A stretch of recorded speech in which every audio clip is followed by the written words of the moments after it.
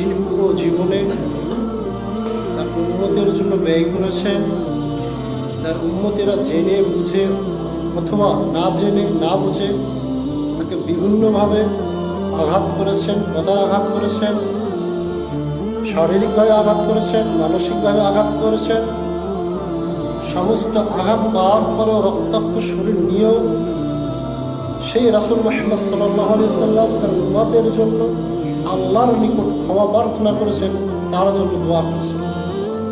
সেটা এমন একজন নবী যিনি দুনিয়াতে আগমন করেছিলেন অথচ নিজের পিতাকে কখনো দেখতে পারেন, সেই এতিম নবী।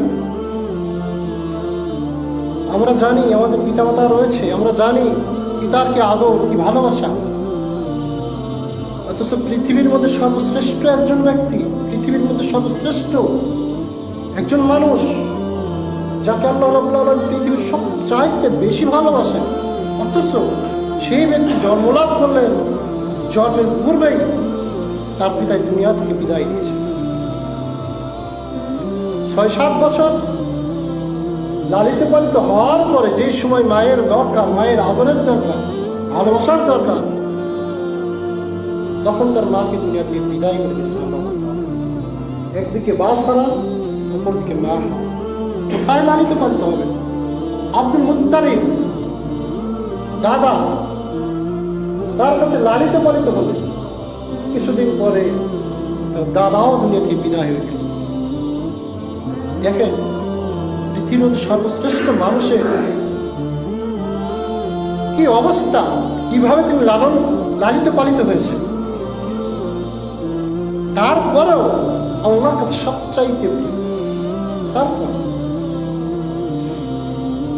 আব্দুল মুত্তালিব যখন মারা গেলেন, তার দায়িত্বভার চলে আসলো, না আছে তার পিতা, না আছে তার মাতা, না আছে তার দাদা, নিজের মধ্যে কাউকে পেলেন না, দায়িত্বভার চলে হলো আবু তালিবের। শুধু তাই নয়, আবু তালিব কখনো ভাতিজা বলে উল্লেখ করতেন না, তিনি নিজের সন্তান, নিজের পুত্র বলে উল্লেখ করতেন। এতটাই বেশি ভালোবাসতেন। ইসলাম আবেগে চলে না, আবেগ থেকে অনেক কাজ দেখায়, অনেক কাজ দেখায়। আবু তালিব প্রায় 50 বছর, প্রায় 40 বছর যাবত মুহাম্মদ সাল্লাল্লাহু আলাইহি সাল্লামকে লালিত পালিত করেছে। 40 বছর যাবত তার লালন পালনের জন্য মক্কার কাফের মুশরিক বেঈমান আবু জেহেল, উতবা, আবু লাহাব অনেকভাবে নির্যাতন করেছে। কাকে? আবু তালিব তার চাচাকে। বারবার বলতেন, তুমি তোমার ভাতিজাকে হত্যা করো, নয়তো বা আমার নিকট ছেড়ে দাও, আমাদের নিকট দিয়ে দাও। আবু তালিব ইসলাম গ্রহণ করেননি, কিন্তু তারপরে বলতেন ভাতিজাকে হত্যা করো মানে ভাতিজার গায়ে যদি একটা যদি আসর যদি পড়ে, আমি আবু তালিব তোমার বিরুদ্ধে যুদ্ধ করব, তোমাকে হত্যা করব। 40 বছর যাবৎ বারবার এরকম ভাবে তাকে বলা হতো, যদি তোমার ভাতিজাকে আমাদের নিকট দিয়ে দাও, আমাকে হত্যা করো। আবু তালিব তাকে দিতেন না, দেননি। 47 বছর বয়সে, নবুয়তের 60 বছর যখন অতিক্রান্ত হয়ে যায়, তখন মক্কার কাফের মুশরিক বেঈমান এই সমস্ত ব্যক্তিরা একত্র পরামর্শ করল, সব গোত্রের নেতাকে ডাকতাম, দেখি একটা পরামর্শ করলো যে কোনো মূল্যে মুহাম্মদ সাল্লাল্লাহু আলাইহি ওয়াসাল্লামকে হত্যা করবে। তার ধর্মে উমরের মতো লোক ইসলাম গ্রহণ করেছে, আমির হামজা ইসলাম গ্রহণ করেছে, বড় বড় যে সমস্ত ব্যক্তিরা ইসলামে প্রবেশ করতেছে, সুতরাং মুহাম্মদ সাল্লাল্লাহু আলাইহি ওয়াসাল্লামকে হত্যা করতেই হবে যে কোনো। আবু তালিবকে পাঠানো হলো, তাকে পেশ করা হলো, মুহাম্মদকে নিয়ে আসো, আমরা এখানে হত্যা করবো।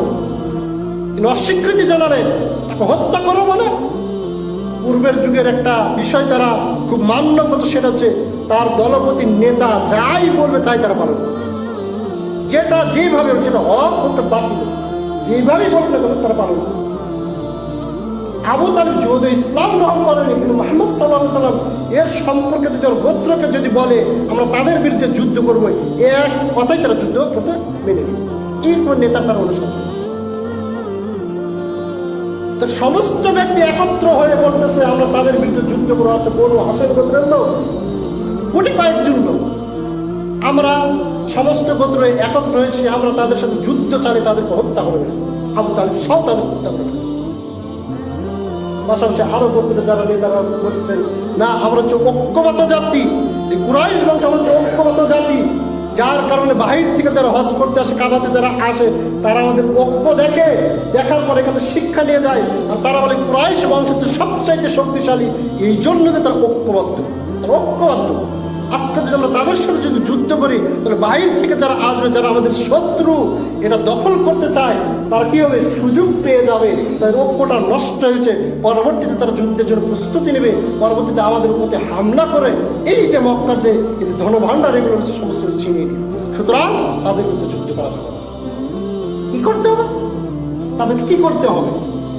আবু জেহেল বললেন, হ্যাঁ অন্যভাবে তাদেরকে আমরা হত্যা করতে পারি, শেষ করে দিতে পারি। সেটা কি, তাদেরকে এক ঘরোয়া করে দেয়, তাদের সাথে কোনো প্রকার লেনদেন করা চলবে না, কোনো প্রকার বিবাহ দেওয়া যাবে না, তাদের কোনো পণ্য দ্রব্য আমরা কিনবো না, আমাদের পণ্য দ্রব্য কোনো কিনতে পারবো না, সব ধরনের পানি বন্ধ, শিশুদের আহার বন্ধ, সব কিছু বন্ধ। বললো হাসান গোত্রের, বললো মুত্তালিব গোত্রের যারা রয়েছে, তাই করে দেওয়া হলো, তাই করে দেওয়া হলো।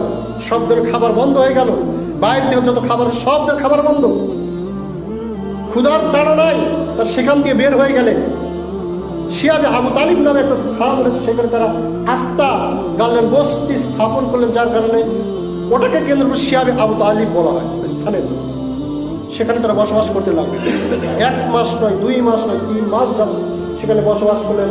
পেটে খাবার নেই, কি করবেন তারা? গাছের লতা পাতা খাচ্ছেন, পেটে খাবার নেই, গাছের সাল বাকলা খাচ্ছেন, পেটে খাবার নেই, জুতার যে তলার যে অংশ রয়েছে এটা তারা সিদ্ধ করে করে পানাহার করতেছেন। ছোট ছোট বাচ্চারা খাদ্যের অভাবে, দুধের অভাবে একেবারে কঙ্কালের মতো হয়ে যাচ্ছেন, একেবারে মৃত্যু পথযাত্রী হয়ে যাচ্ছেন। এমন পরিস্থিতি, এত কষ্ট ভোগ করতেছেন কে? আবু তালিব। বুঝাতে চাচ্ছি, দেখেন ইসলাম গ্রহণ করেননি, তারপরে মুহাম্মদ সাল্লাল্লাহু আলাইহি ওয়াসাল্লাম একে কেন্দ্র করে তিনি নিজে না খেয়ে পড়ে আছেন, তার পুরো গোত্রের ব্যক্তি না খেয়ে পড়ে আছেন, গাছের পাতা খাচ্ছেন, পায়ের জুতার নরম অংশ তারা সিদ্ধ করে করে খাচ্ছেন। খাবার মতো কিছু নেই, তাদের সন্তানরা হাহাকার করতেছে, কান্নাকাটি করছে, দুধ পাচ্ছে না, চোখের সামনে তাদের নিজের সন্তান মরে যাচ্ছে। তারপরে মুহাম্মদ সাল্লাল্লাহু আলাইহি ওয়াসাল্লামকে মক্কার কাফের মুশরিক বেঈমানদের অধিকার করে দেন। কি জন্য? তার চরিত্রের কারণে, তার গুণের কারণে, তার আদর্শের কারণে। মুহাম্মদ সাল্লাল্লাহু আলাইহি ওয়াসাল্লাম যদি ধোঁকাবাজ হতেন, এর জন্য তারা একটু করতেন না। মুহাম্মদ সাল্লাল্লাহু আলাইহি ওয়াসাল্লাম যদি বেয়ামানতদার যদি হতেন, খেয়ানতকারী যদি হতেন, তার জন্য এই গোত্ররা এইরকম ভাবে এক আত্মত্যাগ তারা করতেন না। তারা যাই করুক না কেন, তার ভিতরে একজন ব্যক্তি রয়েছে যিনি হচ্ছেন আমানতদার, তার ভিতরে একজন ব্যক্তি রয়েছে যিনি হচ্ছে সত্যবাদী, তার ভিতরে একজন ব্যক্তি রয়েছে সব দিকের গুণে তিনি গুণান্বিত। এমন ব্যক্তিকে কিভাবে আমি কাপে মুশরিকদের হাতে তুলে দিব? অথচ ওই সমস্ত ব্যক্তির মুহাম্মদ সাল্লাল্লাহু আলাইহি ওয়াসাল্লামের অনুসরণ তারা অনুসরণ করে না। একমাত্র শুধু তার চরিত্রের কারণে, তার ভালো গুণের কারণে এই সমস্ত ব্যক্তিরা তাকে জীবন প্রাণ দিয়ে ভালোবাসে। নিজেরা না খেয়ে আসতেছে মুহাম্মদ সাল্লাল্লাহু আলাইহি ওয়াসাল্লাম, নিজের সন্তান না খেয়ে পড়ে আছে, চোখের সামনে আব্বা আব্বা করছে, মুহাম্মদ সাল্লাল্লাহু আলাইহি ওয়াসাল্লামকে তুলে দিলেই কিন্তু তার খাবার পাবে, সব কিছু পাবে, তারপর দেন নাই। আলোচনা করতেছিলাম রাসূল মুহাম্মদ সাল্লাল্লাহু আলাইহি ওয়াসাল্লাম চরিত্র এবং আদর্শ। এখান থেকে অনেক কিছু শিক্ষণীয় বিষয় রয়েছে। তিনি বাপ মাকে হারালেন, নিজের দাদাকে হারালেন। আব্দুল মুত্তালিব পরবর্তীতে 50 হিজরিতে মারা গেলেন। 50 বছর বয়সে মুহাম্মদ সাল্লাল্লাহু আলাইহি ওয়াসাল্লামের বয়স যখন 50, নবুয়তের 10 বছর বয়সে তিনি মারা গেলেন। আবু তালিব, যে চাচা তার জন্য জীবন প্রাণ দিয়ে আগলে রেখেছিল, নিরাপত্তা দিয়েছিল, আজকে সেই চাচা নেই, তিনি একাকী হয়ে গেলেন। কোথায় যাবেন? আবু জেহেলের হাতে ক্ষমতা চলে গেল, দায়িত্ব চলে গেল। চাচা বেঁচে থাকতে যে অত্যাচার তিনি করেছেন, আজকে চাচা নেই, তার পক্ষে কথা বলার মতো কোন নেতৃত্ব স্থানীয় ব্যক্তি নেই। এবং এই পাশে তিনি সর্ব অবস্থায় সাহায্য সহযোগিতা করতে পেরেছেন না। খাদিজা রাদিয়াল্লাহু আনহা অনেক দিন ইন্তিকাল করেন। কাছের ব্যক্তিকেও পেলেন না, ঘরের ভিতরে কাছের ব্যক্তিকে পেলেন, কে রান্না করে খাওয়াবে, কি খাবে? সারাটা দিনের পরিশ্রমে এসে যখন খাদিজা রাদিয়াল্লাহু আনহার কাছে আসতেন, সমস্ত কিছু ভুলে যাবেন। সকল দিকে উৎসাহিত করতেন, বিপদে পড়লে তাকে সাহায্য করতেন। এমনকি খাদিজা রাদিয়াল্লাহু আনহা এত ধনবতী ছিলেন, সমস্ত ধন সম্পদ এই আল্লাহর রাস্তায় এই সমস্ত সাহাবীদের কাজে তুলে সমস্ত ধন সম্পদ।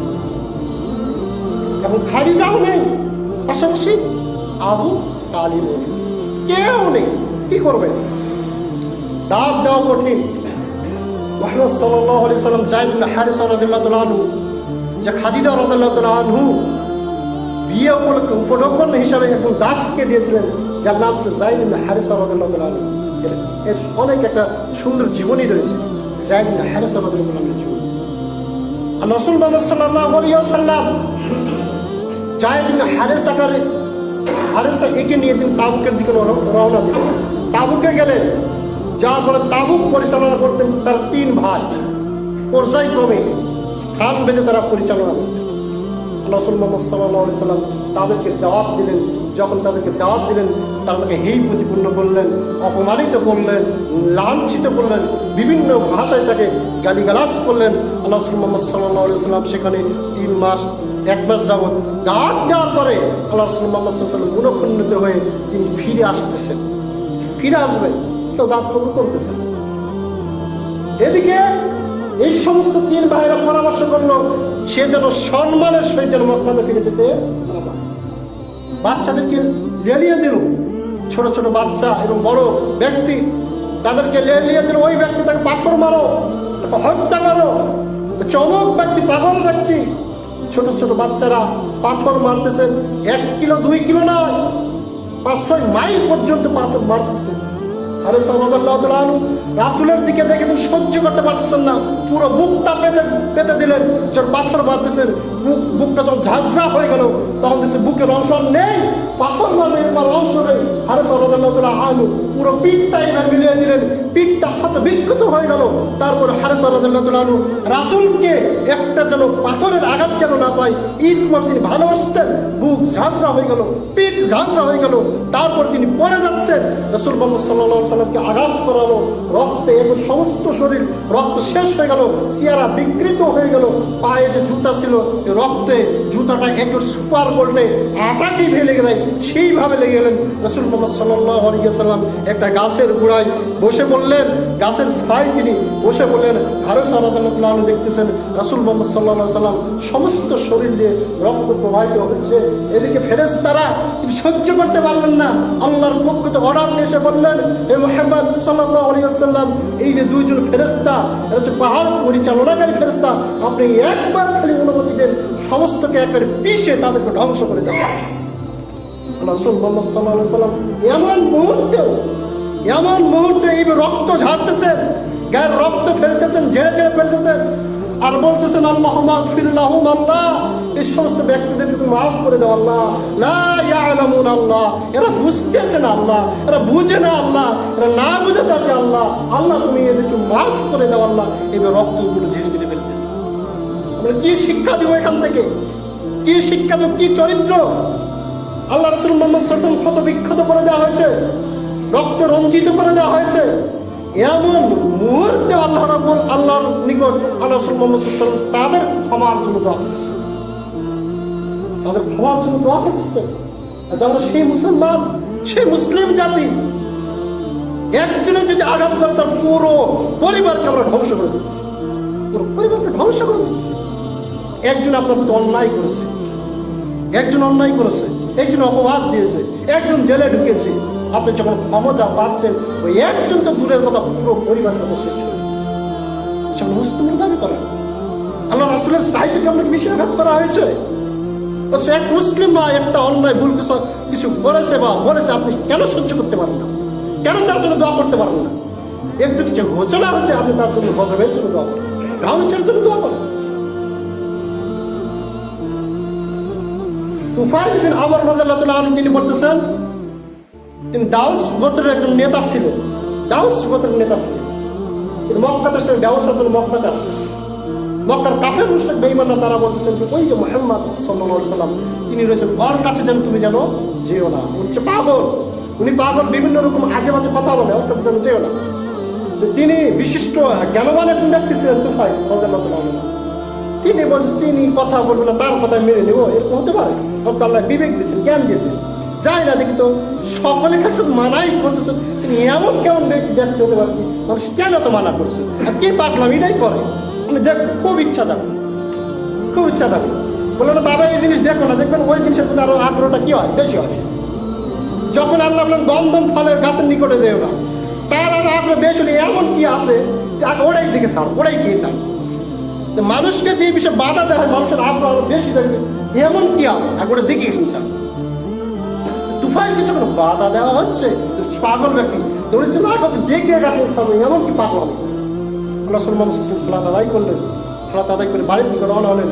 তিনি আসলেন, পিছনে পিছনে বাড়িতে গেলেন।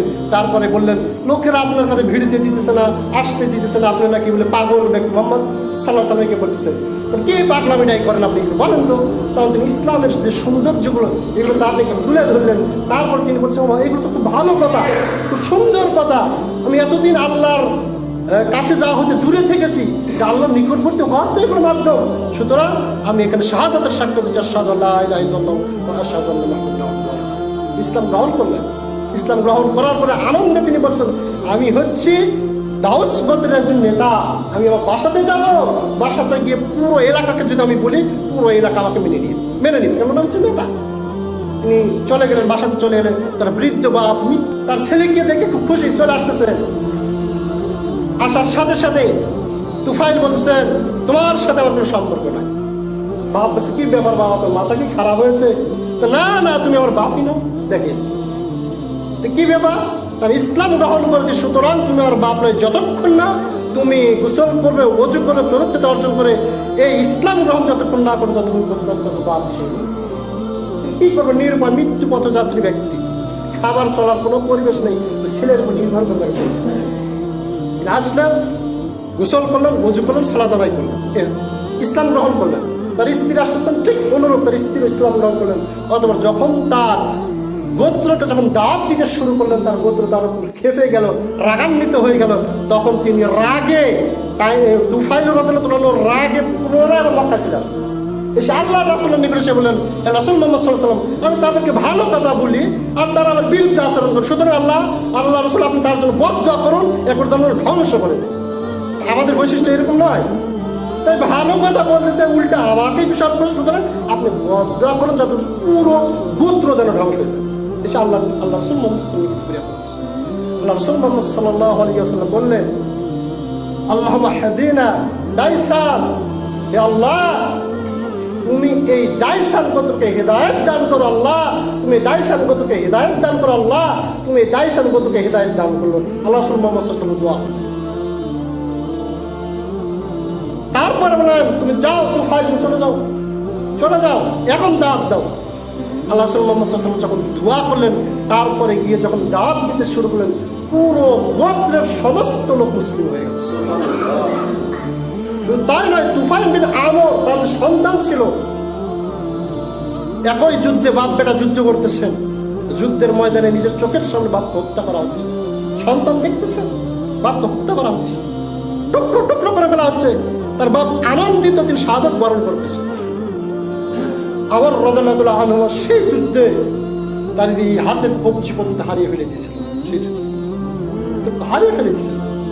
ওমর রাদিয়াল্লাহু আনহুর জামানায় ওমর রাদিয়াল্লাহু আনহু একবার দাওয়াতের আয়োজন করলেন।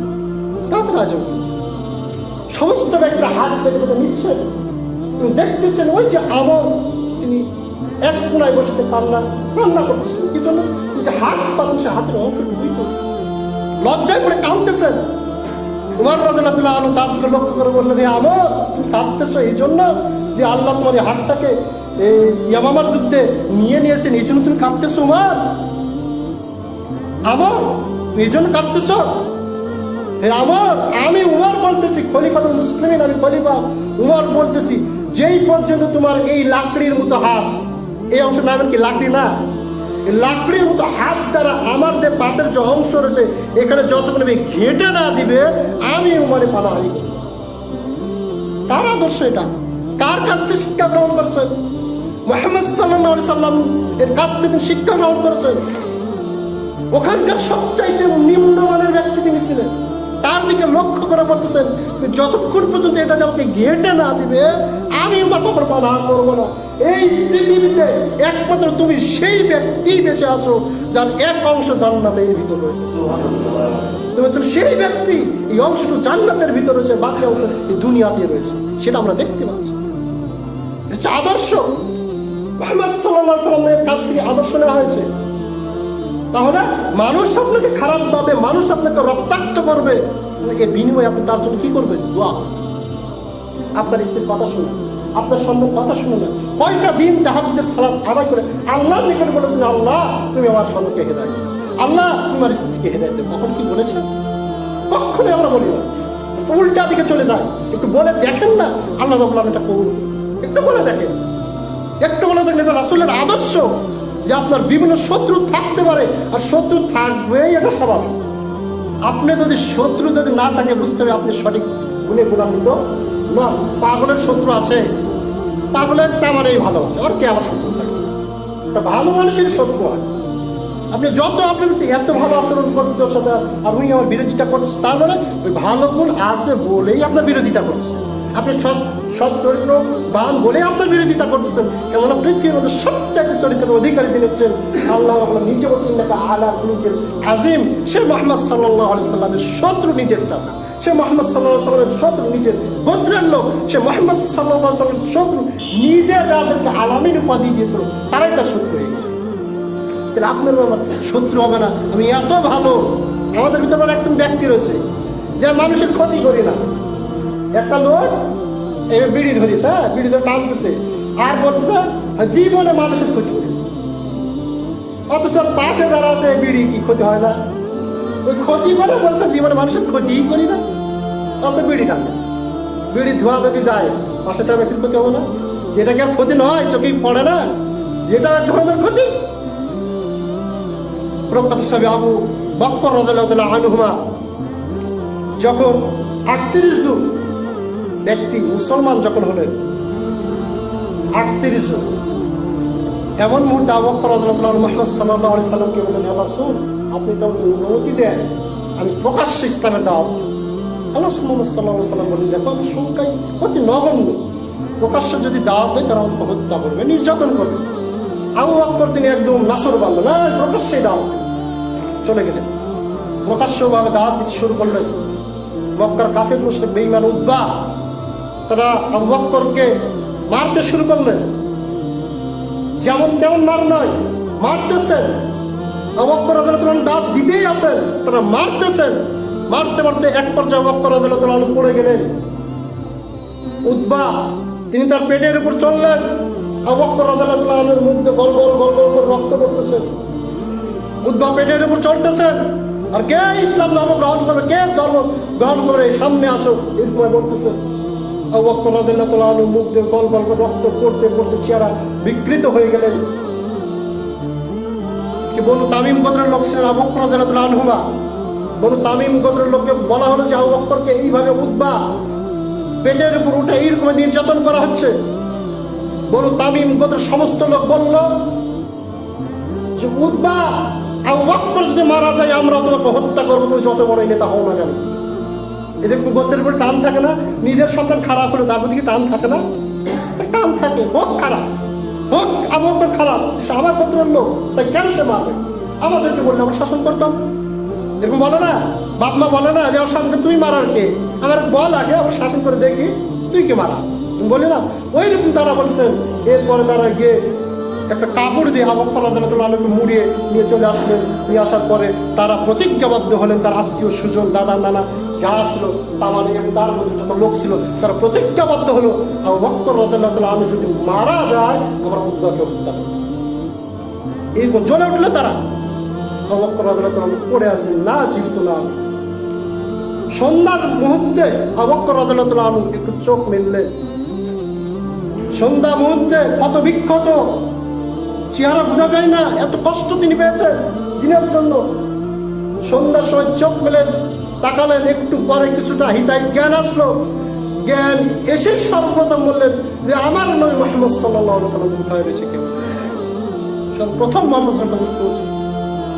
যখন খোঁজ নিলেন তার মা পাশে থেকে কাঁদতেছেন, তার বাবা রয়েছেন, আত্মীয় শুধু তামান দিতেছেন, আবু বকর চোখ খুলেছেন। চোখ খুলে যখনই বললেন মুহাম্মদ সাল্লাল্লাহু আলাইহি ওয়াসাল্লাম কেমন আছেন, সঙ্গে সঙ্গে তার মা রেগে গেলেন, তার বাপ রেগে গেলেন, তার পুরো পরিবার, আত্মীয় স্বজন, সমস্ত ভদ্রলোক খেপে গিয়ে বললেন, আরে এই মোহাম্মদের কথা বারবার বলে, মৃত্যু পথযাত্রী একজন ব্যক্তি, কতদূর মোহাম্মদ দেখতে এসেছে, ইত্যাদি ইত্যাদি বললেন তোরা আমার শুকরিয়া আদায় করবি, আমরা তোকে বাঁচালাম, এই করলাম সেই করলাম। তা না করে তুই উঠেই আগে বলছে মুহাম্মদ সাল্লাল্লাহু আলাইহি ওয়াসাল্লাম কেমন আছে। এই কথা বলে রাগান্বিত হয়ে সমস্ত ব্যক্তি চলে গেলেন। আর তার মাকে বললেন, দেখো ইনি অনেক ক্ষুধার্ত রয়েছেন, তার যদি পানির প্রয়োজন পানি দাও, খাবার দাও, তাকে পানাহার করো, পানাহার না করে সে বাঁচবে না। চলে গেলেন। আবু বকর রাদিয়াল্লাহু তাআলা মাকে, মা আর আবু বকর রাদিয়াল্লাহু তাআলা বসে আছে, মানে মা বসে আছেন আবু বকরের পাশে। তার মা বললেন, বাবা পানি খাও, বাবা এই খাবারটা খাও। তিনি বলছেন, ততক্ষণ পর্যন্ত একটা আহার করবো না যতক্ষণ মুহাম্মদ সাল্লাল্লাহু আলাইহি সাল্লামের সংবাদ যতক্ষণ আমাকে না দেওয়া হবে, তিনি সুস্থ আছেন না ভালো আছেন না কিরকম আছে, এটা আমি যতক্ষণ না জানবো ততক্ষণ আমি একটা আহার পানাহার করবো। তখন তিনি বললেন, আমি খোদার কসম করে বলতেছি, লাত মারাতে কসম করে বলতেছি, আমি মুহাম্মদ সাল্লাল্লাহু আলাইহি সাল্লাম মুহাম্মদ সম্পর্কে আমি কিছুই জানি না, সুতরাং আমি জানি না আমি কিভাবে বলবো তিনি সুস্থ আছেন না ভালো আছেন। একটু খাও না বাবা, খাও খাও, বেঁচে থাকলে খেতে হবে। আবু বকর রাদিয়াল্লাহু তাআলা বললেন, যাও উম্মে জামিলের কাছে যাও, সেখান থেকে শুনি আসো যে মুহাম্মদ সাল্লাল্লাহু আলাইহি ওয়াসাল্লাম সুস্থ আছে কিনা, ভালো আছে কিনা। তিনি মনে করতেন যে তার প্রতি আঘাত করা হয়েছে, তিনি ভেবেছিলেন। উম্মে জামিল গোপন ইসলাম গ্রহণ করেছিলেন, উম্মে জামিল গোপন ইসলাম গ্রহণ করেছিলেন। এখন তিনি যদি জানেন যে অবস্থা করেছেন আবু বকর, আর এটা যদি জানে তার গোত্রের লোকেরা তার প্রতি নির্যাতন, যার কারণে উম্মে জামিলের নিকট তার মা গিয়ে যখন বললেন, বলো না মোহাম্মদ কিরকম রয়েছে, তখন তিনি বললেন, মোহাম্মদকে চিনি না, আবু বকরকে চিনি। তিনি বলেন, উম্মে জামিল কিন্তু তোমার ছেলে এত অসুস্থ, এত রোগাক্রান্ত, চলো না একটু দেখে আসে।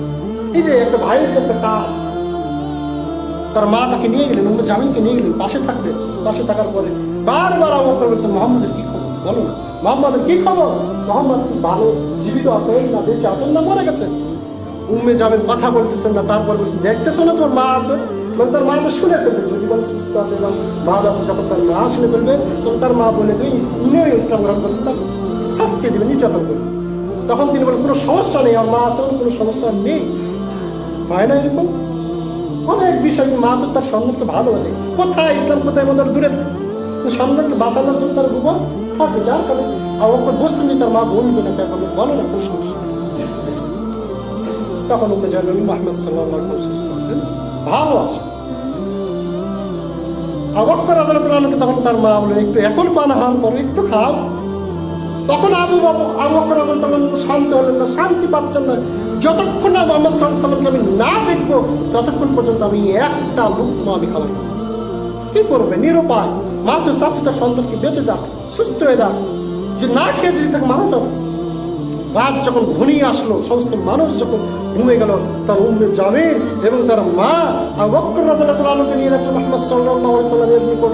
আবু বকর রাদিয়াল্লাহু আনহু উঠতে পারতেছে না, যার পাটাকে সিলসিলে যাচ্ছে আর রক্ত পড়তেছে। মুহাম্মদ সাল্লাল্লাহু আলাইহি ওয়াসাল্লাম বহু আকরামের ঘরে ছিলেন এবং অনেক সাহাবায়ে বাকি 34 জন সাহাবায়ে কেরাম সেখানে ছিলেন। রাসূল মুহাম্মদ সাল্লাল্লাহু আলাইহি ওয়াসাল্লাম বসেছিলেন এবং মুহূর্তে আবু বকর রাদিয়াল্লাহু আনহুকে দেখে আল্লাহ রাসূল মুহাম্মদ সাল্লাল্লাহু আলাইহি ওয়াসাল্লাম দ্রুত জেগে উঠলেন, উঠে এসে আবু বকর রাদিয়াল্লাহু আনহুর ললাটে চুমু খেতে থাকলেন।